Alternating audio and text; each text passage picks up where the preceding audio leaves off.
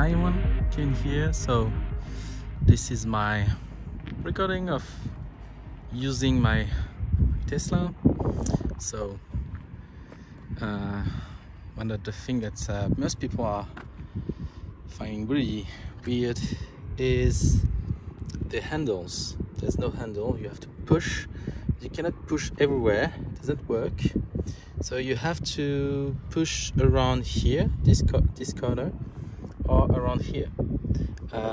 If you push here, it doesn't work, but if you push here, it works. So it's a bit like there's no affordance to tell you where to push. So it's really weird, and the first time I was like a bit confusing. Now if I open the door, like as you can see, it's a big door.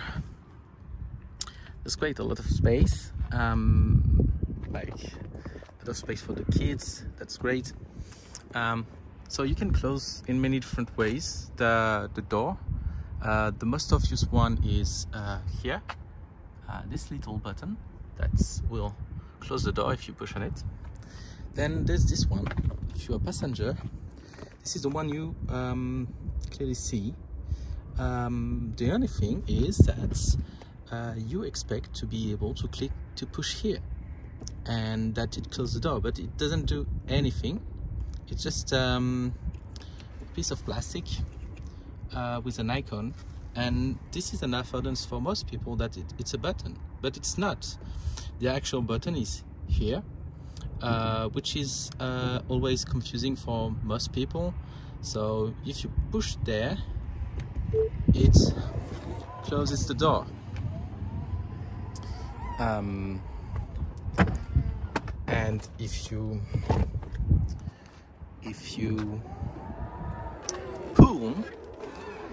pull here, it opens the door. So like once you know, it's always like that. Like once you know, it makes sense. It would have been better if the entire piece was totally closed, and that the icon was somewhere near the actual place where the button flex, but yeah, then there's nothing special back there. There's a lot of buttons on the seats, but these ones are quite obvious to use. So yeah, quite okay. Then the cockpit is so on the door, the driver door, you have like all the common buttons. I know that on the new version this is different, but yeah. And here it's to close and open the door, and the door are also automatic here. So if I do that, it closes the door, which is great, but you don't always know. Like at the beginning, at least, you have to, to get used to that. Then here in the cockpit, you have like quite a few buttons on the wheel. This one is to start if you want to speak to the car, to get some actions, some controls done. It's quite good in English, but when you are speaking in French, sometimes it's not so good. So like most of the time with voice interfaces, they are quite good in English, but as soon as you switch to another language, it's not always that great. Then here, if you see, I can access to different options when I push this button here. So I can check my recent calls. I can go to my contacts. If my phone is connected to the car, of course, otherwise it doesn't work. Then display brightness, fan speed. To be frank, I never use those options.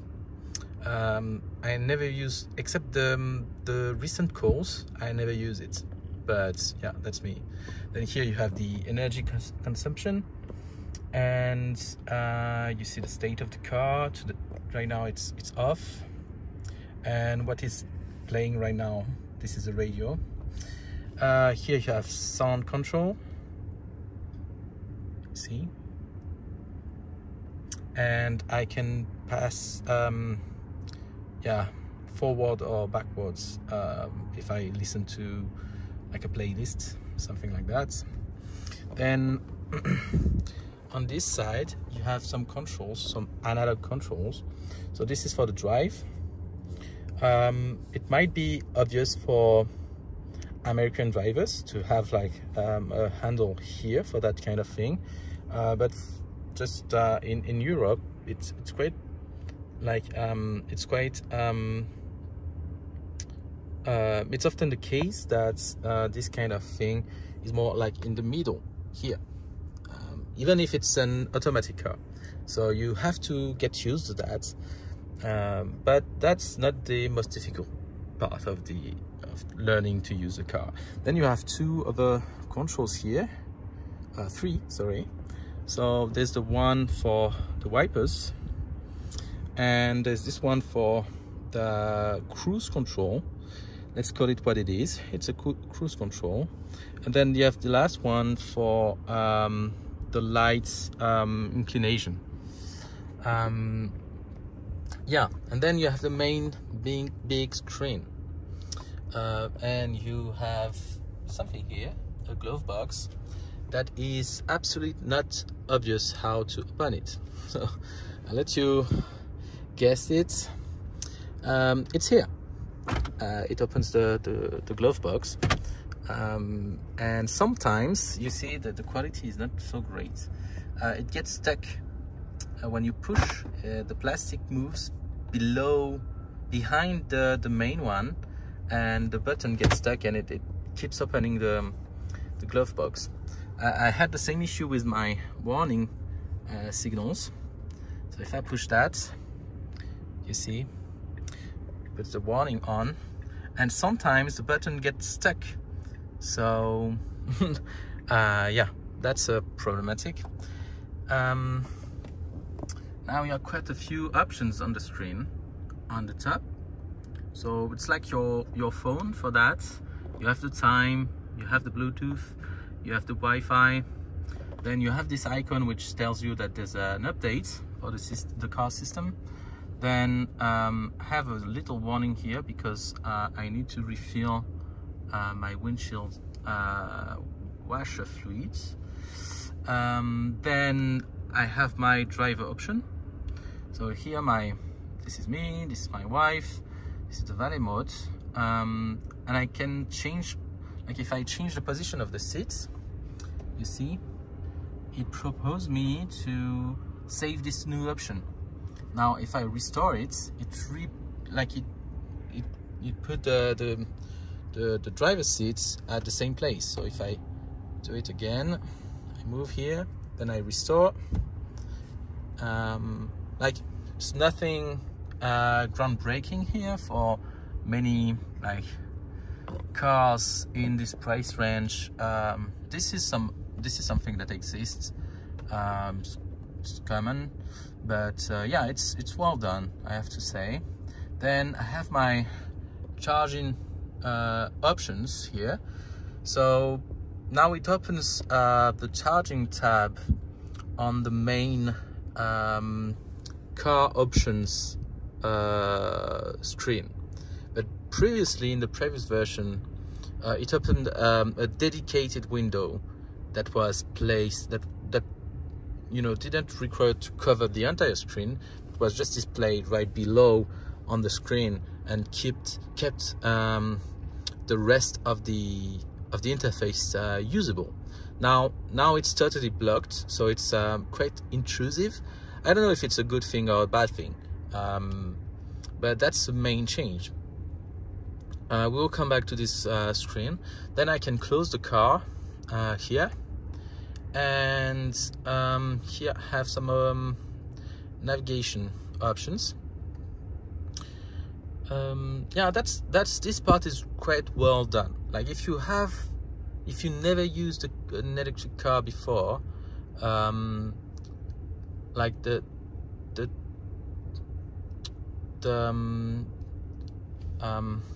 navigation options are really important, because you want to make sure that any trip you do takes into account the stops that you will have to do for charging your car, which is really important, and Tesla is doing that really well here. So if I put any destination like really far away, like let's say I want to go to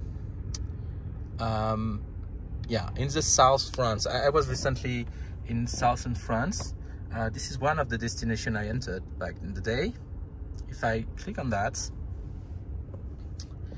it will calculate the trip,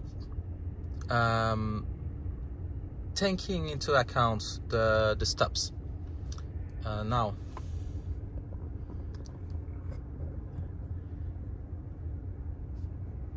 yeah, it takes some time to charge, to display the map, but as you can see here, from where I am now in Switzerland till the southern France, you have the Mediterranean Sea here. You have to quite guess it because the map is slow to load. I really don't know why the map is so slow to load. Yeah, it's coming. Now you see that it proposed me like a trip until a stop where I need to charge, then another stop, then another stop, then my destination. I will arrive with 15% battery left in my car, which is not ideal. So I can change the number of stops here. I have an option to change the number of stops, and I can add one more if I want to charge somewhere near Montpellier, where I can charge my car and then have a bit more battery left in my car. So this is one of the really great thing that many other electric cars don't have by default. So you have to rely on other systems like a better route planner, which is an application and a website that where you can plan routes, trips, and you put your battery state and stuff like that, and it calculates a trip to your destination with the stops. Yeah, then you have the entertainment system, which is a bit hidden. So by default, it's totally hidden, but they're here. So I have the radio, and which is what is weird in the new version. So this is all the options I have, right? And it's all mixed up. So I have messages, calendar, energy state, Bluetooth, which is not the same as this one. This is something really confusing. And the radio, TuneIn, which is the podcast service in Tesla, and Tidal. Now, if I open the radio, I will have my favorites stations, the one I could select, like all the one availables, other type of stations. And if I click on that, I have all the others, other entertainment system, all the other entertainment option. So I could use Spotify here, which is cool. Yeah, it's not. Yeah, I had to restart the car for, to put the system in English, so it disconnected my account, but I would have my music here. And you see here the Bluetooth is the same icon that we have here, and is the same as this one, but is not doing the same thing. So here, if I push this one, it's actually my, yeah, sorry, it's me. When I switched to the Bluetooth, it stopped the recording. So yeah, when I use the, when I push the Bluetooth here option, it allows me to listen to music that is available on my device, my iPhone, or any device that I can connect through Bluetooth to my car. Now it's a bit dumb that they use the same icon and that they use the same name, which is which is just a way to connect your device, right? This is not a type of media. This is like a type of connection. I do feel really weird that it picked this name for something that is so critical, because I can tell you Spotify is not always working. Here I'm connected in Wi-Fi, and you saw the map loads really slowly, and sometimes Spotify is not working perfectly. So I switched to my iPhone, where I have like other type of media, like I use SoundCloud from time to time, and I like to play some music from SoundCloud. I cannot do it from the car directly, so I have to connect my device, and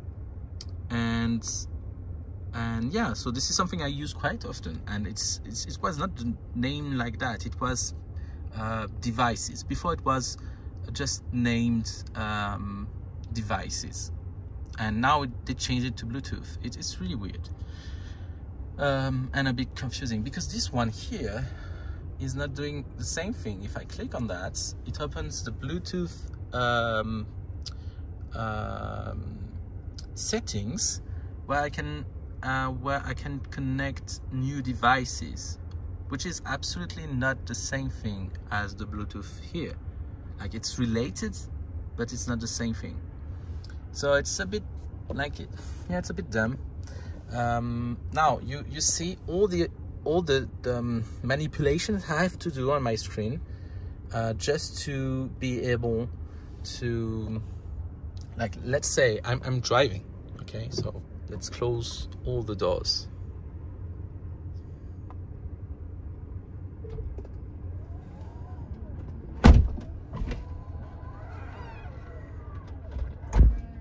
Okay, all doors closed. How do I? Yeah. So they changed that as well. Before there were a cross icon, a close icon, where I could just tap and close. Now I cannot do that, right? So I have either to like do this gesture, which is, you know, when you're driving or when you are doing something else that requires all your attention on the road, doing this kind of gesture it's too, you know, this ample gesture it takes too long, and it's really not usable in the case where you drive it. So you don't have to use these options when you are driving. It's for when you are you know, stopped.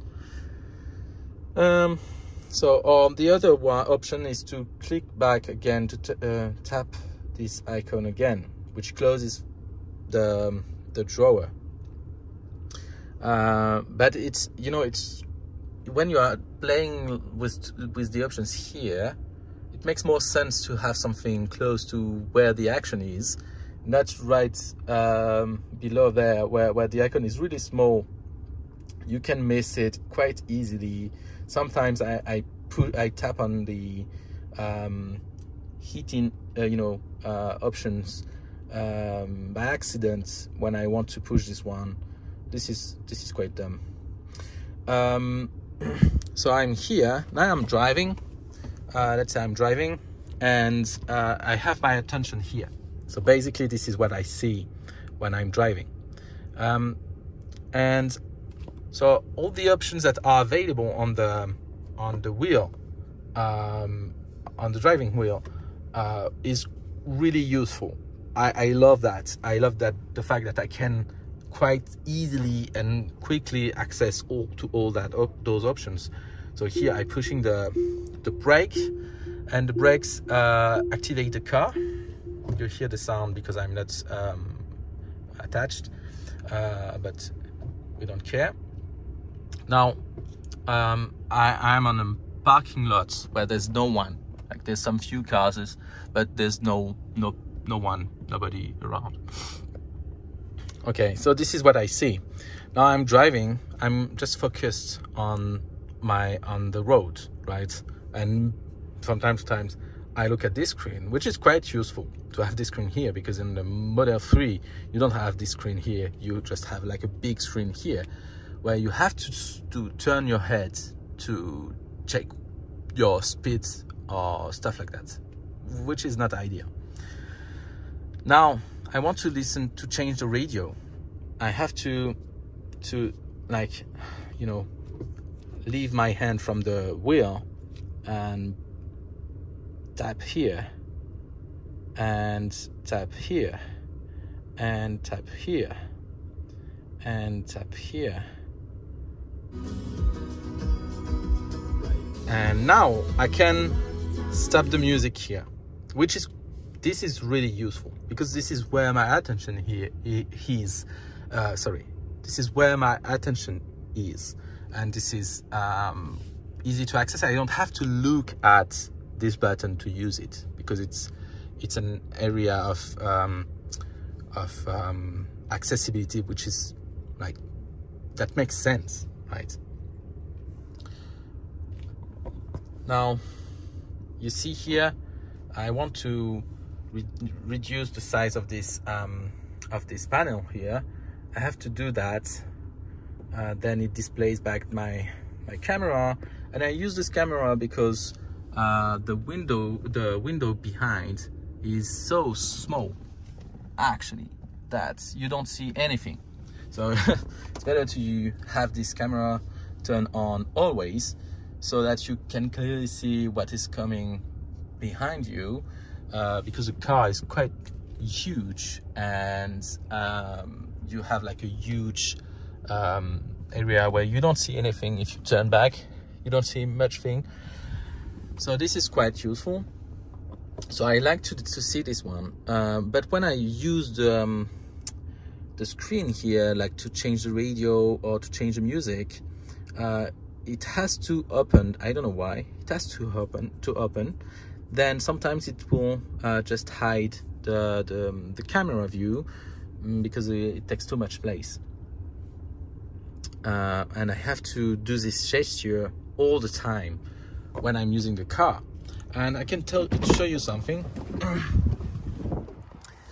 because of that I almost crashed in a tunnel, and you see my wheel is totally ripped off, because scratched, at least not rip off but scratched, because I touched the side of the tunnel with the wheel, and it's you see, and it's quite annoying, I can tell you.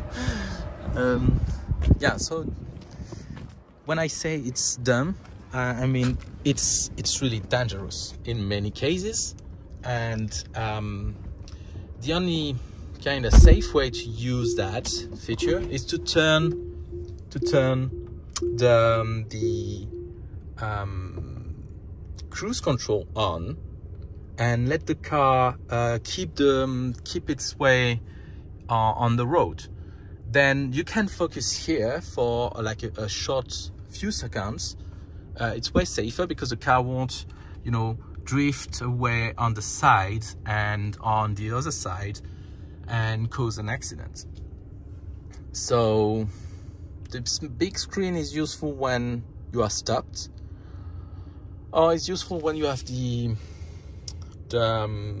cruise control activated, and you make sure you don't put your attention too long on the screen, which sometimes I can tell you is hard to not do, because you want like your music here. It should be easy to change your music, and you take like a few seconds and it becomes 1 full minute, and you just realize that you did some, like, the car basically drove itself for all this time, and you are grateful that you didn't cause, you know, any accident.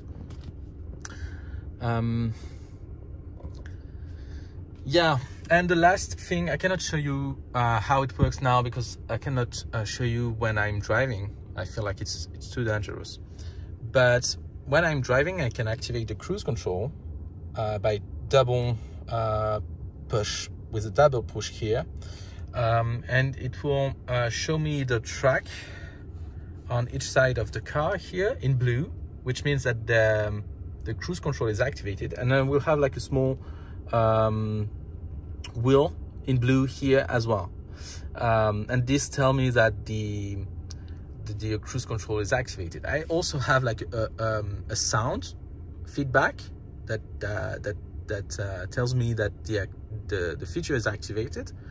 And sound feedback is actually really good because when you are focused on the road, sorry, you don't always pay attention to all the small icons that are displayed, and the sound feedback is really nice. So I have like a physical feedback because this feature is like this handle is it has some pushback, so and you hear the sound, and that's cool. And plus you hear the system sound that tells you that the system is activated, and this is one of the best way to tell your users that something activated because of users input, right? And this is something that is missing everywhere here. When I push those buttons, I would like to probably to hear some sound that that something happened because of my interaction with the screen, right? Here it's never the case. The only thing that tells you that something is activated with the sound feedback is this cruise control aka full self-driving car option. Yeah, so that's about it. Oh no, one last thing. So when the cruise control is activated, you have like a small icon, that like a small box here that sometimes tell you, can we see here? No. Yeah, like here you see, it tells me that it's impossible to activate the cruise control, and you have a feedback with a sound, which is really great. Sometimes, for like if you don't move your drive wheel for some minutes, you have like a small notification that tells you that you have to move it a bit, so the systems knows that you are still driving, that you are still here and not sleeping, for instance. So you have to move it a bit like that, and then the car knows that you are still here, right? The issue with that is that you are focused here, you are not focused here, and you don't want to read like some text in a small notification. You are just driving.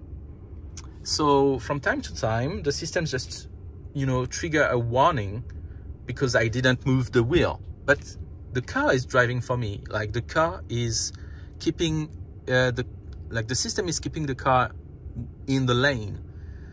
So I don't have to move the wheel because the car is doing it for me. So it's counterintuitive, right? It asks me to do something that I don't need to do because I activated a system that is supposed to do it for me. So I don't need to do it anymore. But these systems, like after 1 or 2 minutes, asks me to input like a movement in the wheel, so it knows that I'm still here and not sleeping, for instance. And that's so stupid, like because I'm focused on the road, I'm driving, I'm really, all my attention is here, so I'm actively driving, and the system is, you know, driving, like putting me outside of my attention on the road to this screen, just to make sure that I'm still here and aware. I feel like it's really not a great way to handle this situation, because the wheel here could have like some sensors that notice when I'm, you know, grabbing the wheel. I don't know, like some cars have like a system somewhere in the top that monitors your eyes activities, and if you close your eyes for like more than a few seconds, the car will like shake the wheel and make a sound to make you alert that you are in a sleeping pattern. You are entering you know, a near sleeping pattern, and that you need to either focus or stop. And I feel like this is a better way to handle that.